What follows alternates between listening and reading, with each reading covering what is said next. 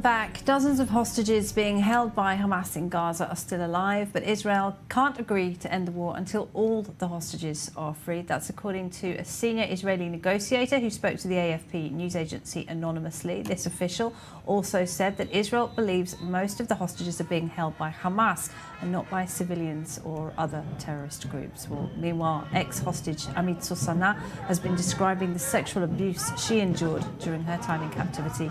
More in this report by Emma Siegel. Taken from her home on October 7th, held by Hamas for 55 days, enduring horrific abuse, becoming the first hostage to speak about the sexual violence she endured in captivity, and now speaking out at a White House conference marking International Day for the Elimination of Sexual Violence and Conflict. Well, it's the second day of a so-called week of disruption called by protesters who want to force the government to hold early elections and agree to a ceasefire deal with Hamas. Day three, I should say. Let's go to Jerusalem. We're joined by our correspondent, Balir Sladin. Balir, what's happening? Yes, let's take a look at what's happening here in front of the Knesset in Jerusalem. Hundreds of people, I would say even thousands of people already here. Thousands more are coming, so tens of thousands of people are going to be present here this day, and this is the third day in a row, as you said, in this week of resistance, as they call it, week of disruption that includes also blocking roads as well as protesting in front of... To replace the late President Raisi has narrowed down to 6 candidates in a 4-hour live TV debate. Last night, the 6 hopefuls slugged it out on economic policy. Our Middle East correspondent, Ariel Osseran, has more. With only 10 days until Iran snapped presidential elections, the 6 candidates who were approved to run competed for the public's attention in the first of 5 live debates on economic issues and how to save Iran's spiraling economy. The government needs to solve the sanction problem and lift the sanctions, to put effort into it. We have a detailed and specific program for the problem of sanctions. The economic problems of Iran are not the cruel sanctions imposed by America, but rather is the US's prescriptions for the economy. Out of the 6 candidates approved by Iran's Guardian Council, 5 are considered hardliners, close to the thinking of Supreme Leader Ayatollah Ali Khamenei. The June 28th presidential elections were called after last month's helicopter crash that killed President Ibrahim Raisi, a hardline protege of Khamenei, once floated as his possible successor.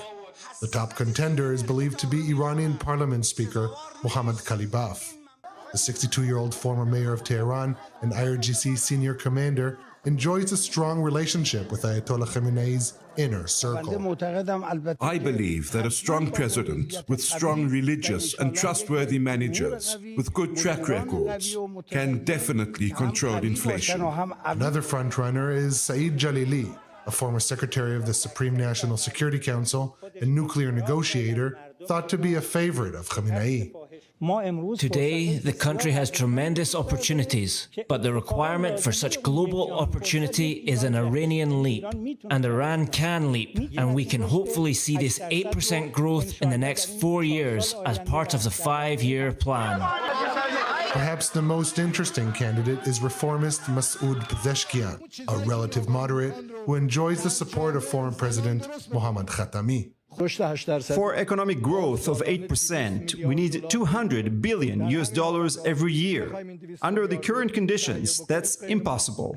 Establishing relations with the outside world is a necessity to realize this goal. While Pezeshkian is largely seen as a fig leaf for reformists, the list of candidates represents the Supreme Leader's purge of the Iranian system as he sets his sights towards his US and Israel about Iran's nuclear program since March of last year. So, Ruth, Prime Minister Netanyahu has accepted an invitation to speak at Congress next month.